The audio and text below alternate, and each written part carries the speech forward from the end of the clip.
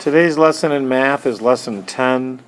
It is on comparing and evaluating expressions with parentheses. I'm going to do problem 4A from their homework, which is a problem that all the students have to do. In class today, we did these a little differently than the directions say to do.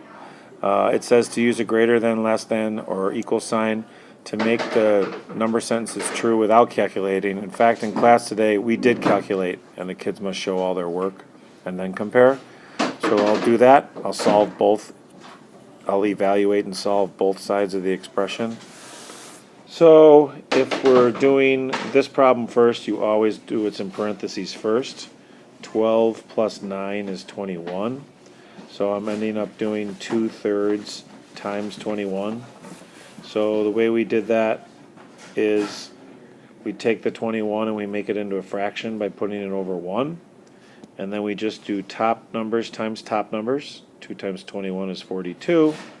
Bottom numbers times bottom numbers. And 3 times 1 is 3.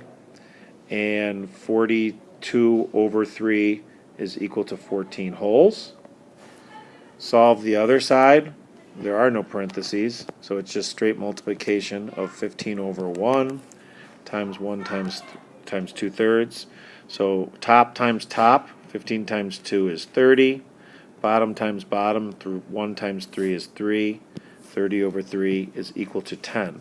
So you're comparing 14 wholes to 10 wholes, and obviously 14 wholes is larger, so it gets the greater than sign. And that's how you'd show your work and solve expressions and compare in 4A, 4B, and 4C.